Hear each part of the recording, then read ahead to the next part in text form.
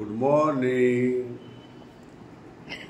আজকে আমার বর তো বাড়ি আছে, আমার টুকটাক কাজ করেও দিয়েছে, দিয়ে দেখলাম বাজারে গেল, বাজার থেকে আমার জন্য টিফিনও নিয়ে এসছে। আমি এখন রান্নায় যাব। গুড মর্নিং, সবাই কেমন আছো? আমি ভালো আছি। আমি তো রান্নাঘরে চলে এসেছি, চলো কি কি রান্না করব সেটা তোমরা আগে দেখে নাও। আজকে রান্না হবে উচ্ছে আলু ভাজা আর বেগুন আলু, বড়ি না আছে ভাঙা ভাঙা দু একটা, ওটাই দিয়ে দেবো, ওটা দিয়ে তরকারি করব। এই দুটো কিন্তু আমার বরের জন্য হচ্ছে। উচ্ছে আলু ভাজাটা আমি একটু খেলেও খেতে পারি, আর আমার খাবার তো আছেই, চলো সেটাও তোমাদের দেখিয়ে দিই। এখানে আছে মাছের মাথা দিয়ে পুঁই শাক, আর এখানে চিকেন আছে। তোমাদের কাল রাতেই বলেছিলাম যে মেয়ের বাড়ি রান্না হয়েছে, আমার দিয়েছে, আজকে আমি খাবো। চলো তাহলে রান্নাটা শুরু করে দিই। দুদিন মাখন পাউরুটি এনে খাইয়েছে, তারপরে বকা দিয়েছি, মাঝখানে একটা দিন গ্যাপ গেছিল। আজকে আবার দেখছি লুচি আর ছোলার ডাল নিয়ে এসছে। বাবা আজকে লুচির তরকারিটা ভালো দিয়েছে, ছোলার ডাল দিয়েছে দেখছি, জানি না খেতে কতটা ভালো হবে। আমি তো সবে স্নান করে আসলাম, আমার বরেরও স্নান হয়ে গেছে, আমার বর পুজো দিচ্ছে, চলো তোমাদের একটু দেখিয়ে দিই। এই দেখো আমার বর পুজো দিচ্ছে।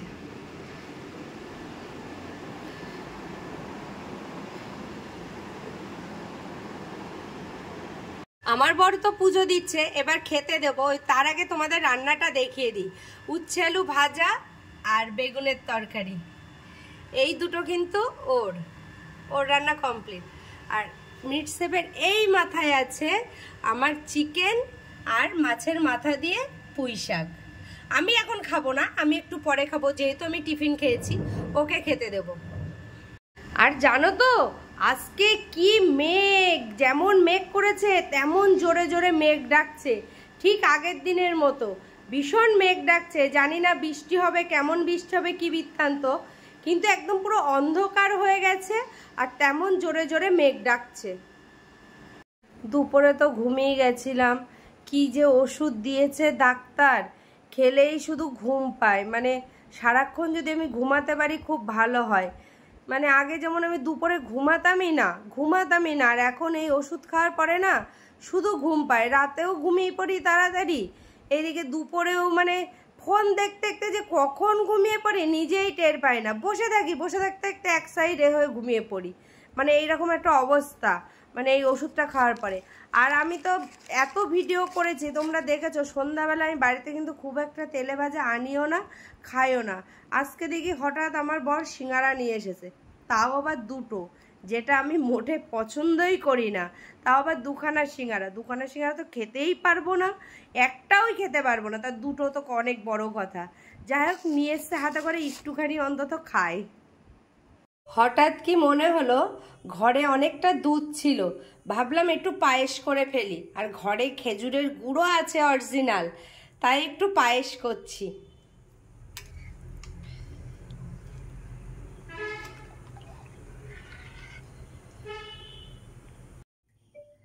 আমার কিন্তু পায়েস রেডি হয়ে গেছে, এমনকি টিফিন কোটোতেও তোলা হয়ে গেছে।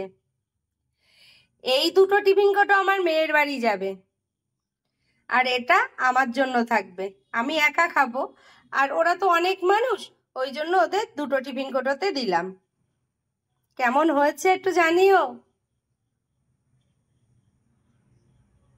আরেকটা কথা, আমি কখনো কোনো জিনিস রান্না করতে করতে না চেখে দেখি না, কম বেশি যা হয় ওই রকমই মানে রান্না করি, কিন্তু ঠাকুর ইচ্ছায় বলতে নেই, মোটামুটি ঠিকই হয়, টেস্টও মোটামুটি ঠিকই হয়।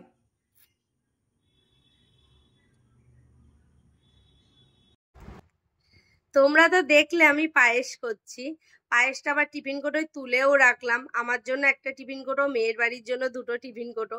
আমি যখন পায়েস করছিলাম তখন আমার মেয়ে ভিডিও কল করেছে, আমি তার আগে বলিনি পায়েস করব, হঠাৎ করছি, দুধ ছিল গুড় ছিল তাই। ও বলছে মা আমি খাবো, বলছি তোমার বলা লাগবে না, আমি পাঠিয়েই দেবো বাবার দিয়ে কাল সকালে, এখন রাত হয়ে গেছে, এখন তো পাঠাতে পারবো না। পাশ থেকে আমার বান্ধবী বলছে দাদা যখন আসবে তাহলে আমি কালকে একটু শুক্তো করব, সাদা শুক্তো।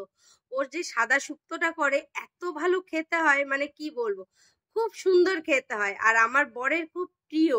ওর হাতের এই সাদা শুক্তোটা। যাই হোক, কালকে বর আমার পায়েস দিতে যাবে মেয়ের বাড়ি, সাদা শুক্তো পাঠাবে, আর কি পাঠাবে সেটা আমি জানি না, বলতেও পারবো না, শুধু শুক্তোর কথাটা বলেছে। যাই হোক, যাই পাঠাক না কেন আমি তোমাদেরকে দেখিয়েই দেবো কি পাঠাবে না পাঠাবে।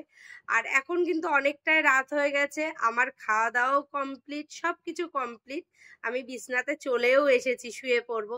চলো তাহলে আজকের ভিডিওটা এই পর্যন্ত। তোমাদের যদি আমার ভিডিও ভালো লাগে অবশ্যই লাইক, কমেন্ট, শেয়ার, সাবস্ক্রাইব করতে ভুলো না কিন্তু। সবাই ভালো থেকো, সুস্থ থেকো। Bye bye, good night.